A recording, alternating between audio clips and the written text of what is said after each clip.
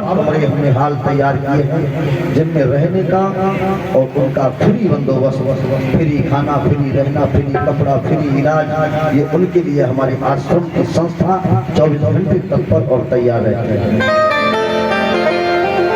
अब ये जो गोविंद कर रहे हैं, मैं कुछ नहीं करने वाला।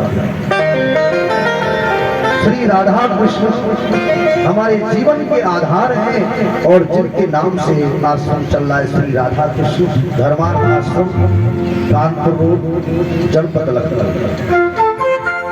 आज उन्हीं गोविंद की कृपा से पूरे भारत में उनके नाम का झंडा लहरा रहा है। अभी हमारी एक कथा आगामी समय में 22 मई को उज्जैन महाकालेश्वर में है। उसके बाद में डिस्ट्रिक्ट गुना मध्य प्रदेश में है अगली कथा। उससे अगली कथा हमारी एक होने जा रही है भोपाल में, और 5 जुलाई को हमारी कथा है कनाडा विदेश में। तो ये सब गोविंद की कृपा। मैंने कभी नहीं सोचा कि मुझे भी ऐसा सौभाग्य प्राप्त होगा, लेकिन वही बात फिर कह रहा हूँ। और जो भी मुझे मिला है तेरे दर से ही मिला है। ये गीत मेरा याद कर लो, काम आएगा किसी दिन। जो भी मुझे मिला है तेरे दर से ही मिला है। जो भी मुझे मिला है तेरे दर से ही मिला है। जो भी मुझे मिला है तेरे दर से ही मिला है। जो भी मुझे मिला है, जो भी मुझे मिला है तेरे दर से ही मिला है। हुआ धन्य मेरा जीवन, हुआ धन्य मेरा जीवन, मेरा भाग्य जो खिला है। मेरा प्यार जो मिला है, हुआ धन्य मेरा जीवन।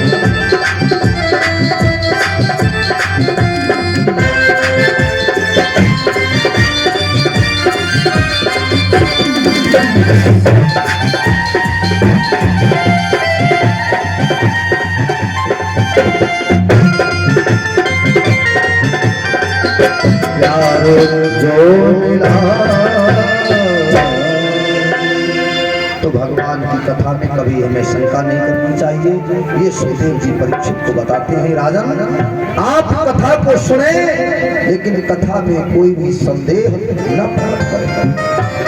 और जहां पर आप जब भी संदेह कोई करेंगे तो आपका वहां से शरीर वज्र का होना बंद हो जाएगा और आपका शरीर कच्चा रह जाएगा।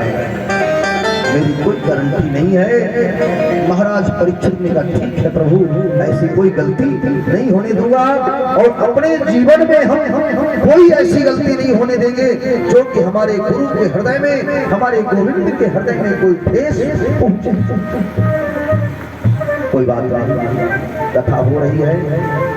श्री सुखदेव जी कहने लगे, मथुरा की जेल में दोनों कैदी भक्त विलाप कर रहे हैं, प्रभु मेरा भी कल्याण हो जाए, मेरा भी उद्धार हो जाए, और इस बंधन से मैं कैसे मुक्त हो पाऊंगा। भगवान की अर्जी की, प्रार्थना की तो हथकड़ियां बेड़ियां सब खुल गई रात ही रात में। और सारे पहरेदार सिपाही, स्वयं राजा कंस भी निद्रावसान हो गया, सो गया और जेल के फाटक खुल गए। माताओं खुल गए ताले, सोई गए पहरे वाले, और जन्मे कन्हैया आधी रात को खुल गए ताले।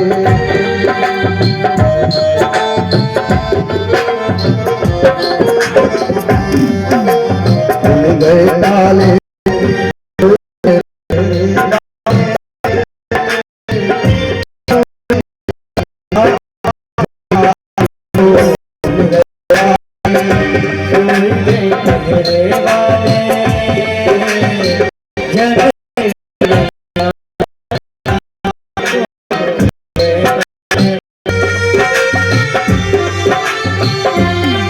चले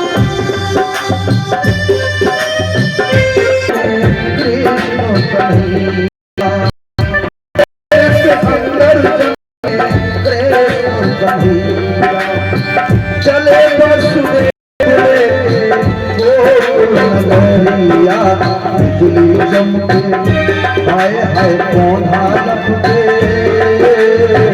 चमके बिजलियां आखियां को भूल गए काल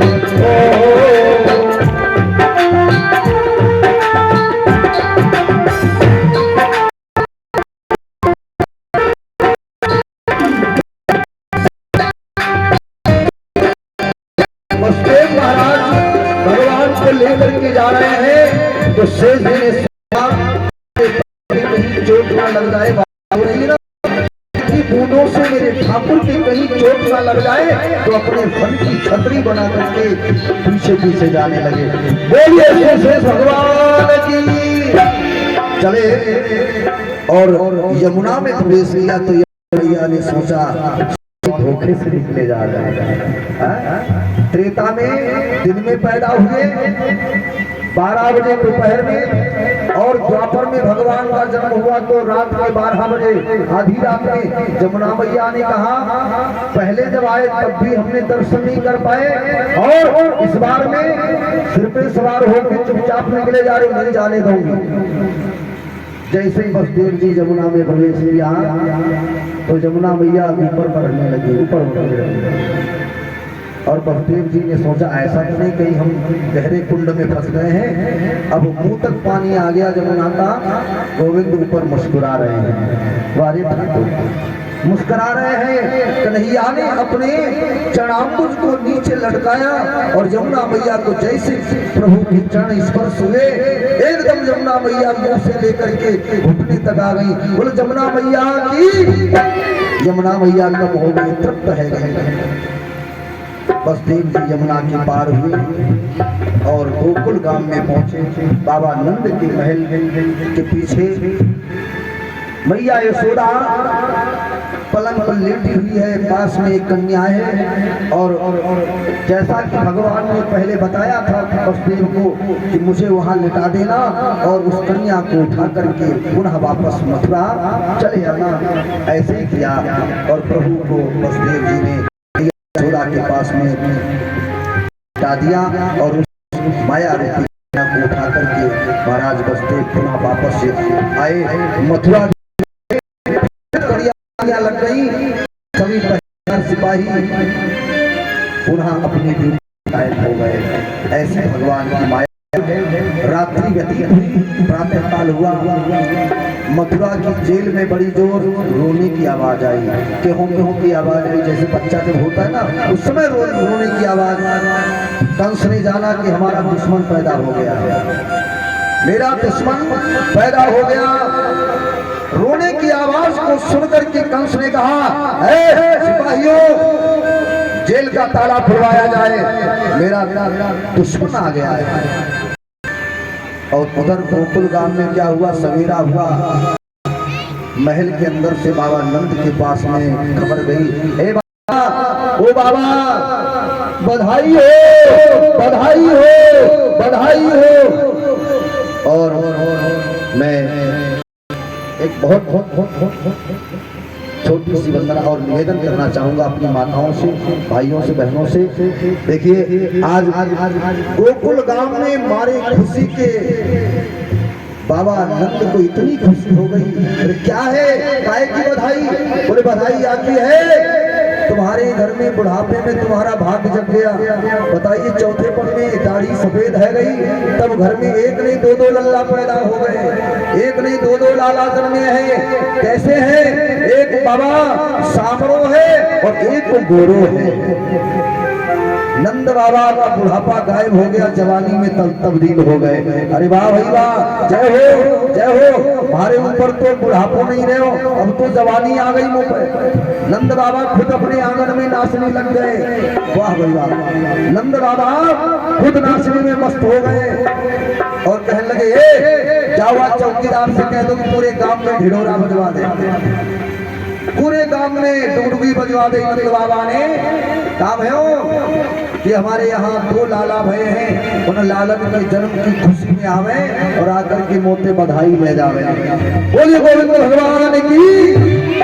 अब तो पूरे गोकुल गांव में उत्साह और पहला रूप देखिए जरा मथुरा हो रहा है, यहाँ पर क्या चल रहा है गोकुल गांव देंगे आपको माताओं।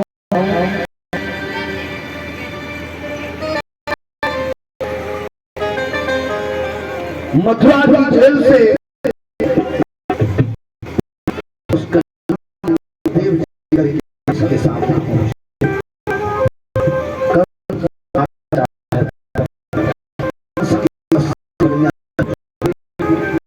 अष्टभुजी दुर्गा के रूप में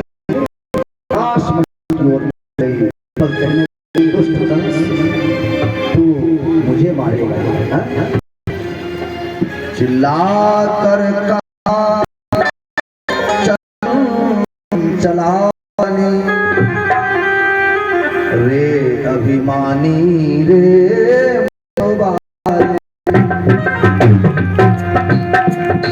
चिल्ला कर कहा चंचलानी रे अभिमानी रे मतवारे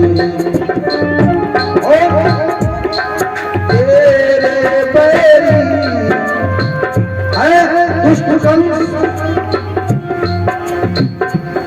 तेरे बैरी को पाल रहे या रघुवंशी को गुलबारे।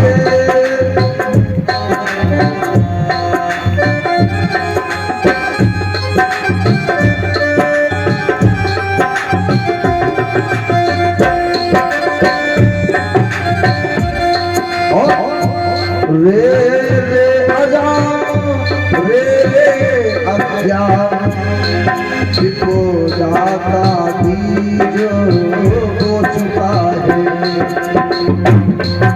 तेरे काल का अरे मूरख गोकुल में जन्म हो चुका है।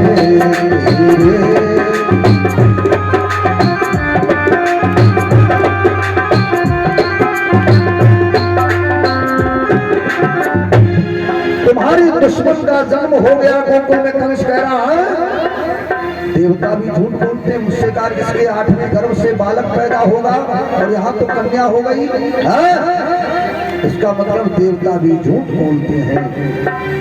उस देवी ने कहा देवता कभी भी झूठ नहीं बोलते हैं। कंस तुमको मारने वाला वहां पैदा हो चुका है, यदुवंशी गोकुल वाले उसको पाल रहे हैं और मुझे जानते मैं कौन हूं, मैं साक्षात दुर्गा हूं।